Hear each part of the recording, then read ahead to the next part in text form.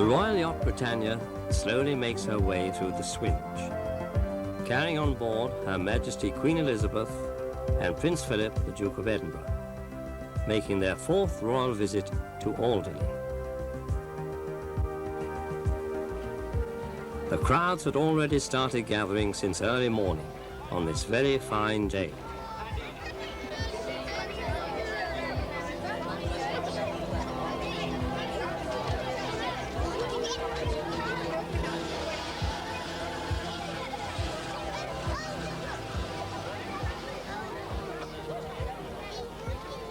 Excitement mounted as the Britannia and its escort ship HMS Andromeda came closer.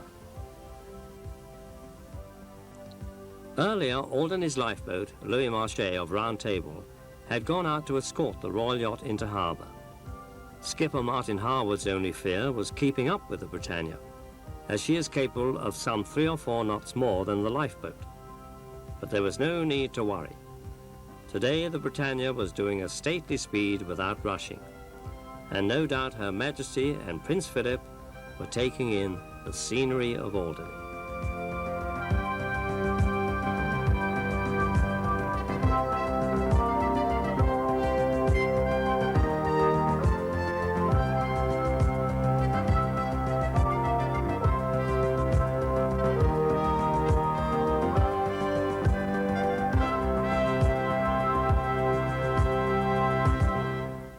Manoeuvring well round the breakwater, this magnificent boat slowly eased her way into the harbour, and with the sounds of the marine band on board wafting in the air, it made a wondrous spectacle.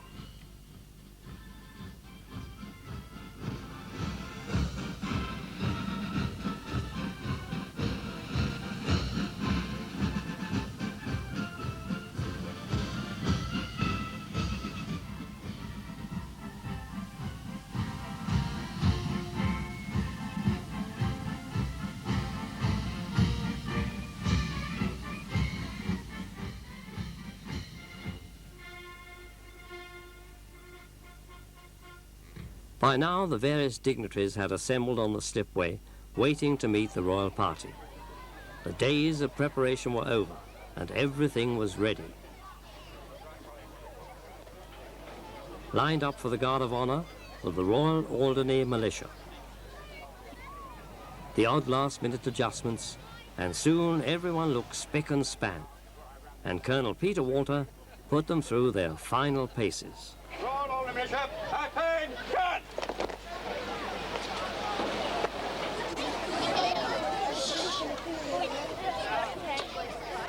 Royal Alderney Militia, stand at pace, and easy.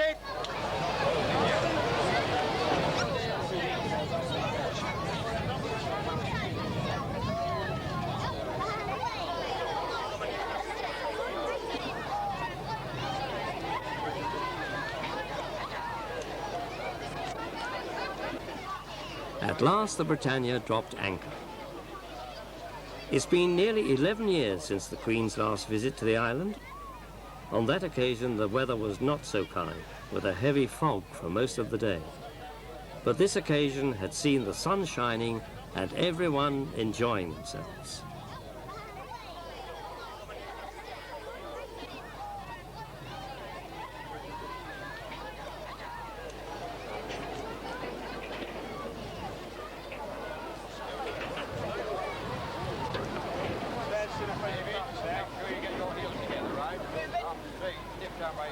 The lifeboat had taken up its position, and the crew in their smart yellow outfits were ready to greet the royal barge. It was at this point, however, that there seemed to be some confusion. The lifeboat crew understood the royal barge would pass between them and the slipway, but it appeared that the skipper of the barge decided to go right round them. Apparently, a quiet word from Prince Philip put the barge back on the right course, much to the relief of the bewildered crew.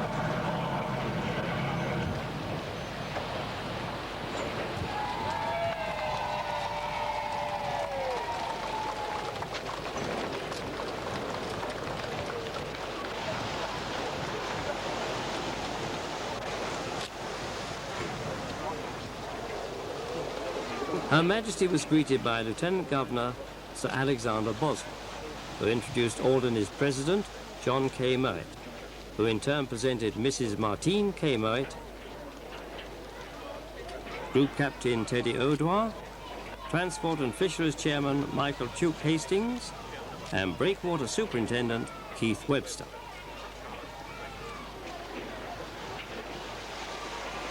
The royal party included Home Secretary Douglas Hurd and Mrs. Hurd, as well as members of the Queen's personal staff.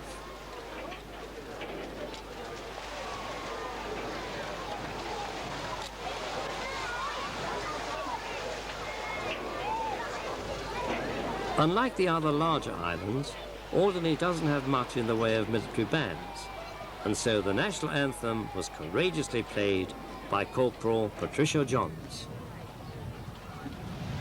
Royal Alderney Militia, Royal Salute, Freezing, Pug.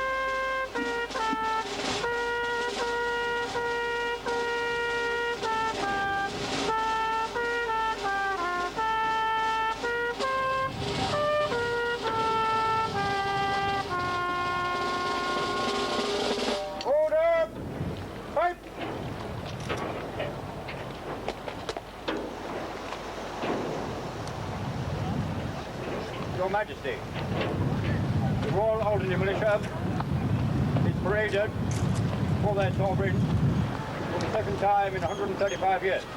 They're ready for inspection now.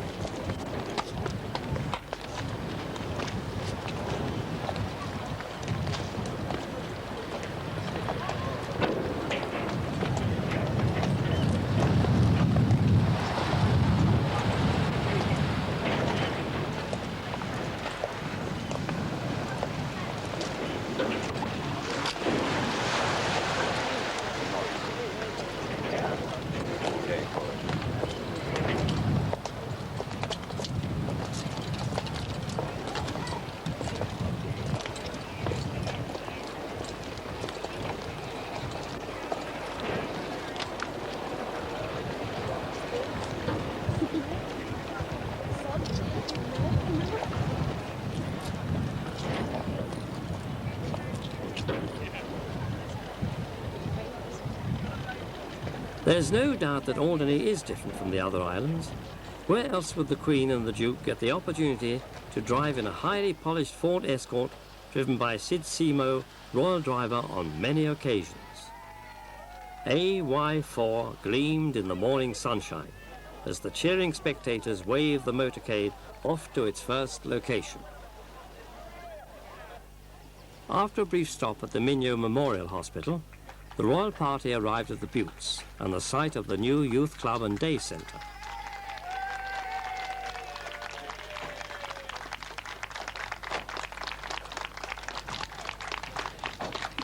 John K. Mowat introduced Her Majesty to States Member Leda Miller, Salvation Army Youth Officer Peter Forrest, Chairman of the Management Committee Billy Bowen, Yes, we are. and the club's architect Doug Hammond.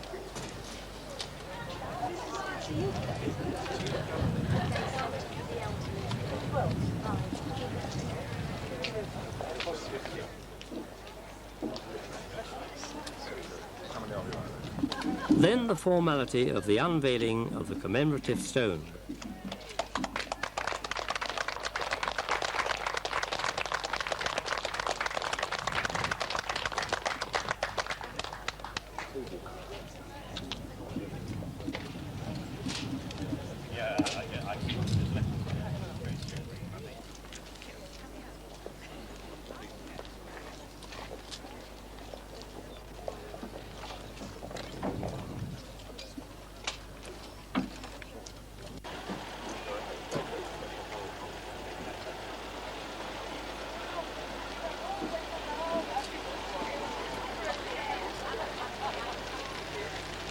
Then it was off again to Val de Port for a private reception.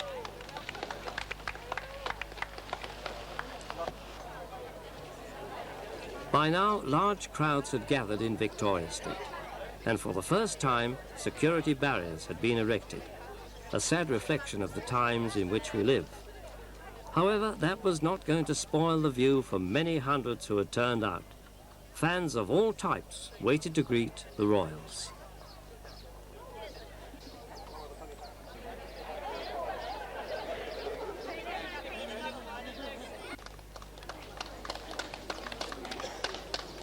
It wasn't long before the Queen emerged. As always, the walkabout was very informal, much to the delight of the spectators.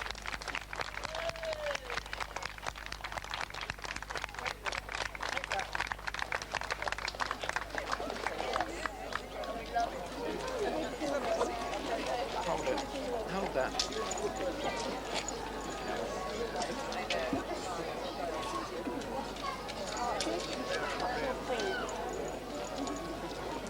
All right, smile nicely.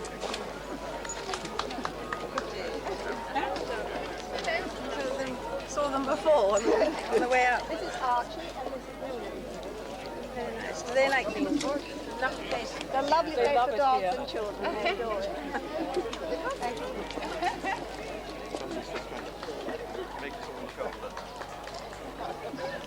Particular interest was shown in a photograph of the Queen taken on her last visit in 1978 and gained Ian Waterfall a brief conversation with Her Majesty.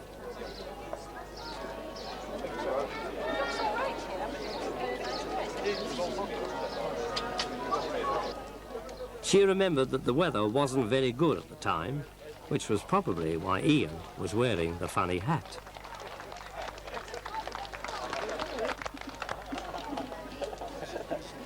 Her Majesty was obviously delighted to receive the many bunches of flowers from her young admirers.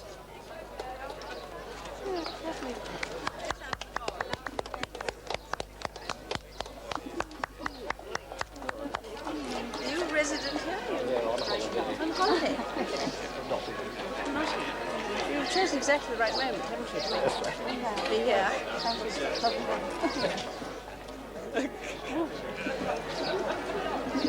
It's a good close-up that's going to be for you. You picked the right week. Where are you from? Really? That's a long, long way.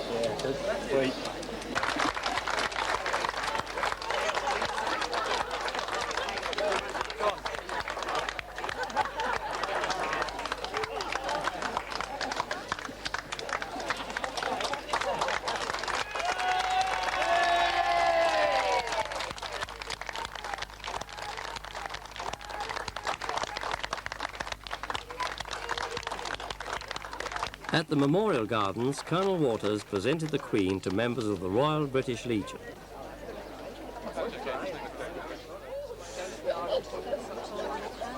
How are you, sir? You Islanders? Are you? Yeah, I think you are. Yes. Indeed. Perfect. Oh, were you really? Oh, you must be a bit peckish. You got a very good view. You worked it out, obviously.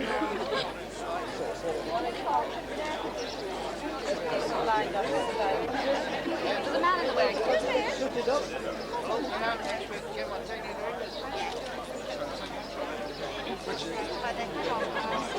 Oh yeah, I'm blocking your view. I'm sorry about that. One way to pull them out. No, it's lovely coming in this morning. Right? Down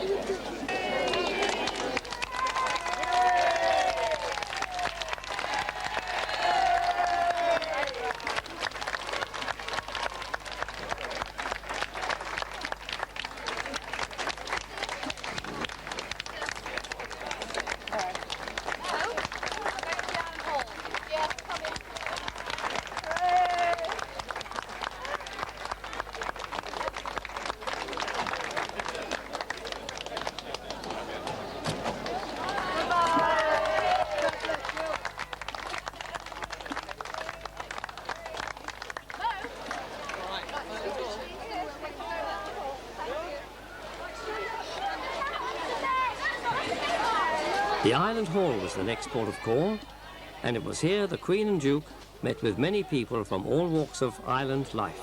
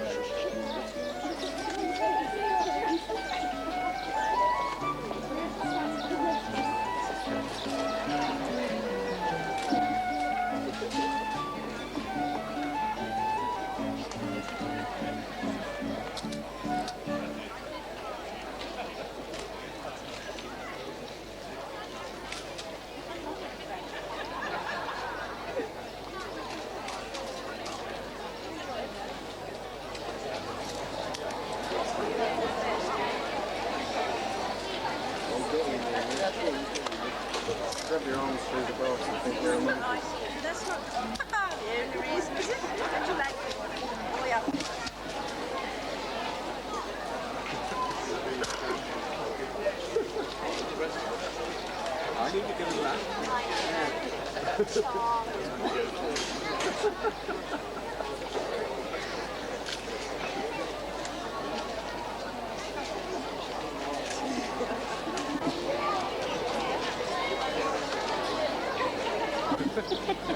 Oh! Speechless. More cheers greeted the Queen as she came out of the Island Hall. Then it was off again, but not before the Queen snatched a moment to look at the Indian chestnut tree she had planted when she visited the island in 1949 as Princess Elizabeth. Nearly 40 years to the day, and the tree was looking splendid.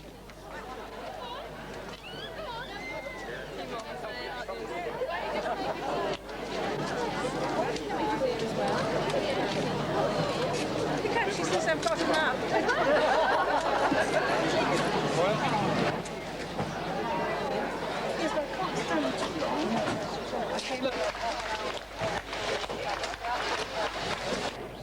And so back to the harbour, where the fire service and the RNLI crews lined up to say farewell to the royal couple.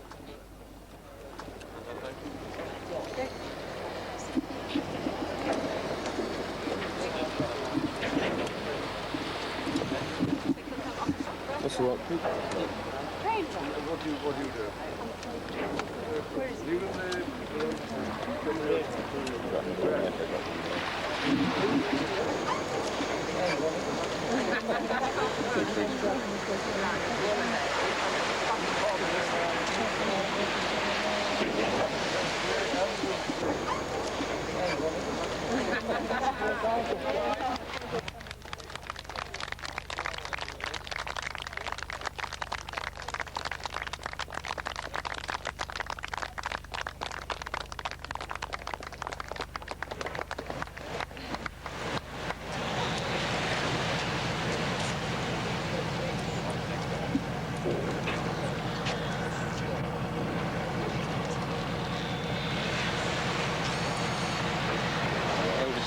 still look at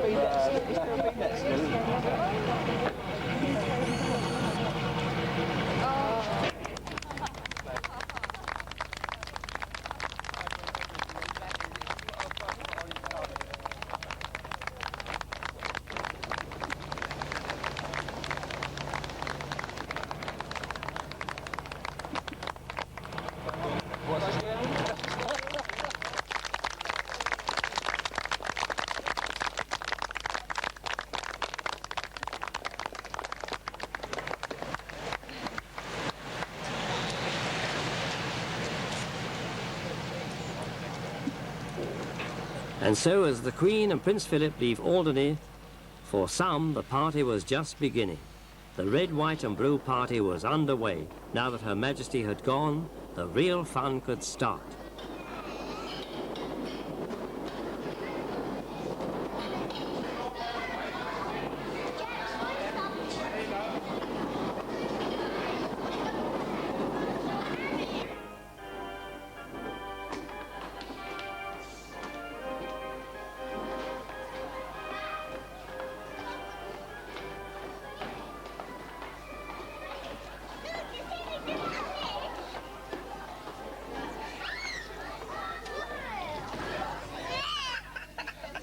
Good girl,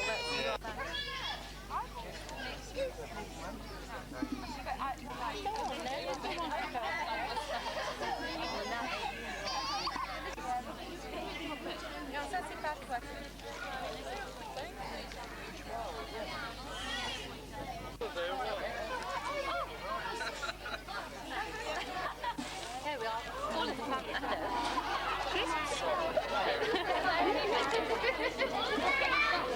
Thank you. What about you? And what about the Queen's visit for the children? What will they remember? The Queen had white shoes on. Hat. It's a hat? Yeah. And what else? Not a crown. She said, "Thank you very much for the flowers." Prince Philip said hello to me. I'd like to be a princess. There was a lot of cheering going on when the Queen came first. Jonathan, my dad was on the lifeboat. Your dad was on the lifeboat? He cooks all the breakfast and everything. All the children have flags. with blue and white and red. She came over to rule the crown again. She's very nice. I liked her hat. And do you think she'd like to live here? Yes. Why do you think she'd like to come live here? Because I think that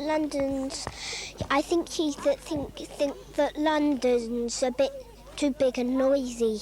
I think she thinks that Alderney's a nice small place for her. Because it's only 5 miles wide and 10 miles long.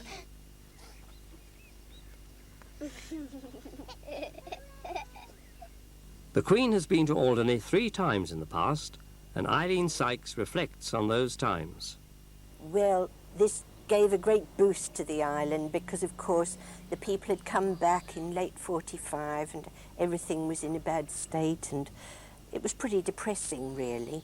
And so I think this was really something, this visit in 49. They'd got the island a bit improved and things were starting to look up, but to have the Queen come here and Prince Philip, well, she was Princess Elizabeth, but it was really marvellous, yes. And everyone turned out and to see her and smartened up the place. And they really went to town, I think, although life was still fairly hard here in those days, yes. The next visit was in 1957, and that was a great success. And of course, everything was much better here then and more prosperous, and more people had come to live here. And that was really marvellous. And there was a garden party. There was a cattle show up in the Murillo field, just up there, where there are houses built now. And there was a garden party at Murillo House, which was lovely, and all the ladies had really had, you know, smart new dresses, and all the men, some in uniform, and that was really great. And I think Her Majesty spent quite a bit of time here that day, and still it was from the morning, and she stayed for lunch at Murillo House with the old president, and that was really something, you know, yes.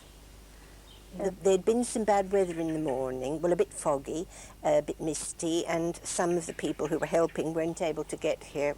At least they were delayed and were a bit worried about it. And there was a much bigger walkabout. Her Majesty walked all up Victoria Street. It was a longer visit, of course, and she walked all up Victoria Street and went to the hospital and came to the Island Hall, of course, and up past the Jubilee home when all the residents were waiting outside.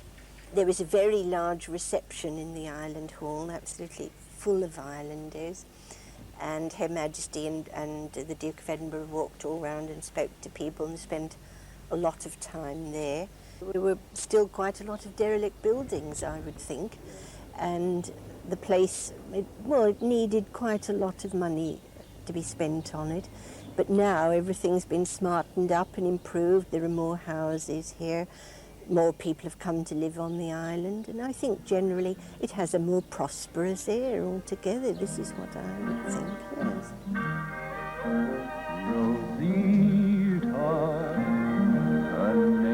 Someone who has very fond memories of a very special occasion when he met the Queen is Clary Wright. There was a letter written to Tommy Hanley from the King's Equerry, Sir Piers Lee, asking him if he would take his party to Windsor Castle on the occasion of Princess Elizabeth's 16th birthday. And quite honestly, we all thought it was a joke. Well, people used to play that kind of joke. But it was a great occasion. I remember when we had a break, the clerks, the royal clerks who had come down, most of them from Buckingham Palace, this is Windsor Castle we're at, invited us out to have a drink. And so they bought bottles of beer, which was not all that easy to get in those days, but they couldn't get any glasses. So they got some old jam jars, and so we drank beer in Windsor Castle with these lovely clerks who'd purchased it for us in jam jars. She invited a battalion of the Grenadier Guards to be among the audience. So there was purely members of the royal family and her friends, and battalion of the Grenadier Guards. And by God, they were a good audience, they really were. There are others in this show, by the way. There was Bob Wilton, Vera Lynn, Jack Warner, Kenway and Young. And they did the first half, and then we did the second half. It was specially written script. You know, I have here a photograph of that Itmar team. It's a very bad photograph. You must remember in the war, we are going back now, what, 1941, 42. And this is blown up. Lenses were not as good then or anything, but here we are. Let's start here. This is Francis Worsley, the producer. These are two helpers. That's Fred Yule, bigger banger, lovely grub. Jack Train, this is Thumb speaking, and after you, Claude. Kay Cavendish. Also, he was Colonel Chinstrap. I don't mind if I do. Great alcoholic. Incidentally, he was not one. Kay Cavendish, beautiful singer and pianist. Charles Shadwell, conductor, walking beanpole. The great Tommy Hanley, the genius of it all. Horace Percival, he was now after you, Cecil. Don't forget the divers. And he was alley-oop, many things. That's me. That's enough said. Dino Galvani, the Italian. I'm as happy as a sandbag. Sidney Keith, he was American, and boss, something terrible's happened. This is Ted Kavanagh, who was the writer, Paula Green, the other singer with Kay Cavendish, and Dorothy Summers, Mrs. Mop. Can I do you now, sir? And that's the team. And to our surprise, they'd arranged for EMI to record this. Now, to record it all was extraordinary, but to have a line from Windsor Castle to, I think, Abbey Road and record this was absolutely amazing. Then, to our joy, delight, and surprise, we were presented with an album, I have it now, with the records, the recording of this actual performance, and the King, the Queen, and the two princesses signed it, which is most unusual, as you know, because it's unusual to get a royal signature.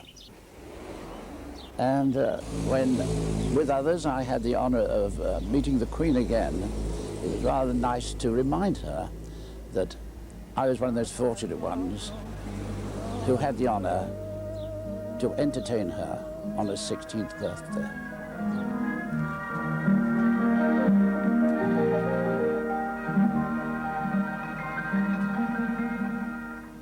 What makes Alderney such a special place? Elizabeth Beresford, creator of the world's famous Wombles, believes that Alderney is very special. Apart from anything else, we're very informal, and it's lovely, and that certainly came over in this visit. You could see both the Queen and Prince Philip getting more and more relaxed while they were here, and of course the children just loved every minute of it. They've all been talking about it ever since. We had the red, white and blue party in the Island Hall, and I was told that I'd have probably about 90 children there, so I catered for 140, and between 170 and 180 turned up. But, you know, it's lovely for the children because we are a little bit out of the sort of main highway here. We do feel a bit cut off from time to time because Alderney is the Cinderella Island, they call it that, and Guernsey and Jersey tend to get all the spotlight. So, what can we look forward to in the future for the royal visits? Well, it would be very nice, I think, if perhaps some of the younger members of the royal family came over, like the two young princes, say, because we have got the only railway in the Channel Islands, and wouldn't it be marvellous for them to ride on that and perhaps go up in the cab, you know, and then we could have crossed flags on the front and we could have a royal train. I think, you see, this is such a wonderful island for children, isn't it? I mean, you can send a 6-year-old out here to do the shopping and not worry about them. There was one marvellous morning, I was in my kitchen, the door's always open, and a 6-year-old, I think she was then, came into the kitchen and not a word was spoken by either of us. She took no notice of me at all. She went straight over to a cupboard. She knew which cupboard to go to. She opened it, she took out a pudding bowl, shut the cupboard door and walked out of the house. And obviously her mother had said, go and ask Liza for a pudding bowl. And that child knew where it was. I thought that was wonderful. And that's typical of Alderney. Royalty first came to Alderney 135 years ago and have been coming to this beautiful island ever since. May they ever continue to do so.